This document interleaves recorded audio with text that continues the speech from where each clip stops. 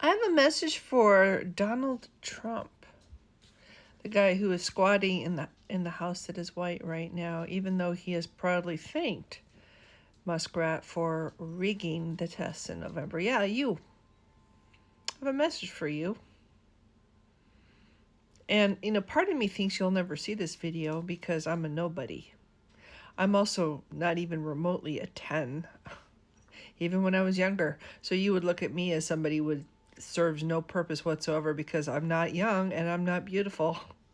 But that's okay. I'm talking about you. So that alone might cause you to look at this video because I know what you do every day.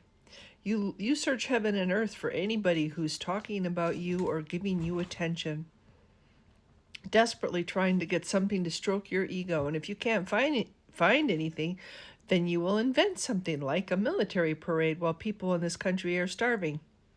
And you want to take away the little bit of help that they get so that you can have a military parade, a great big one. So you can feel like you're a dictator. Look at me, I'm so powerful. What are you compensating for? Most men with tiny little whatevers just settle for a big truck. But you, no, no, no. Makes me wonder just how tiny yours is. Or if you even have one. I know that there's other things you've lost physically. You can't even control your own anymore. That's why you wear Depends. No, but I really have a question for you. This was your opportunity to turn things around and prove that you actually gave a damn about the country that helped make you successful. Despite your bumbling, you managed to accrue some amount of wealth in this country, and I think the country helped you get that money, and yet you have no problem destroying the country and destroying the people and destroying everything that made this country great in the first place. You have no problem putting yourself first ahead of the welfare of the country. You have no problem putting yourself first ahead of the welfare of the people. And you will literally sell this country for money to line your pockets with. You will betray us. You will take away our rights, and you will be happy to do so. Because you have absolutely no regard for people who are not rich. To you, we're all a bunch of useless nothings that you can destroy if we get in your way. That's you.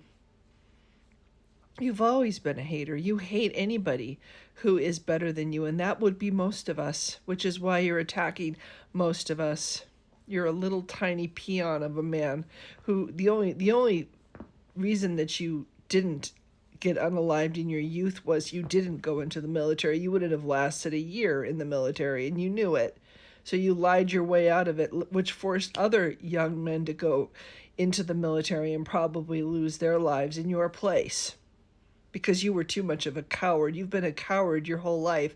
Anytime you fail at anything, which is all the time, you are looking around to blame somebody else and attack and accuse somebody else and slander and demonize and dehumanize somebody else. You never take responsibility for your own actions, which is really funny because you call yourself a leader. A real, true leader takes responsibility for what the team does. If the team fails, the leader owns it.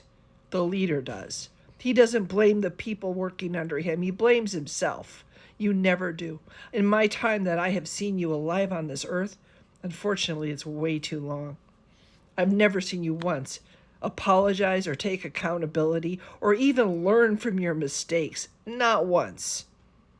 You get off on hurting others. You get off on putting people down. That makes you feel bigger. That's what bullies in grade school do. You never outgrew that. The only way you can feel good about yourself is to put other people down. You are a baby in an adult body. You have no more accountability or responsibility than a baby does. And even little babies learn from their mistakes. You do not. And you've never been religious. You have no regard for any higher power. You think you are God. You and money are the only things you worship. And you cringe at the idea of people praying, and you cringe at the idea of yourself groveling to a God. The whole idea repulses you. You roll your eyes and laugh behind your hand when you see people around you praying to God. And you don't even know what the Bible says. You've never read it. You don't even know how to read.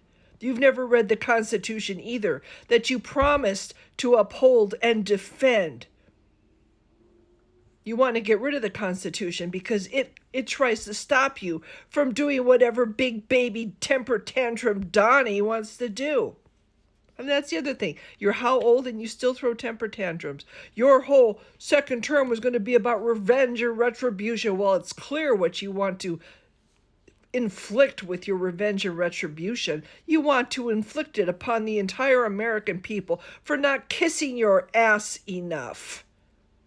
The day that you finally are no longer walking around on this earth, I will celebrate like I have never celebrated anything in my entire life. You are a useless piece of shit. You know what else? Second term, that could have been your chance to prove us wrong, to prove that you really did care for this country and that you really did care for the American people. You could have turned it around.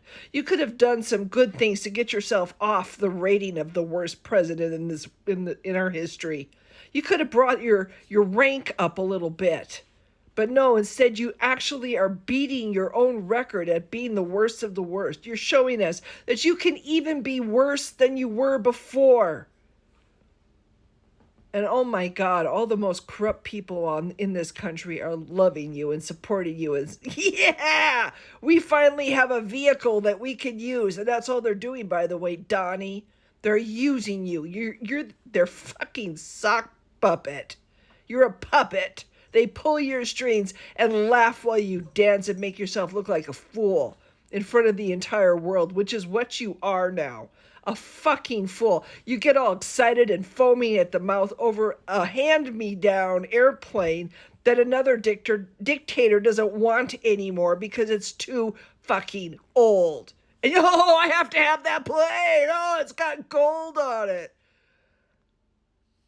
Kamala Harris was right. Any foreign leader on this planet can easily put a collar on leash on you. All they have to do is offer you an expensive present.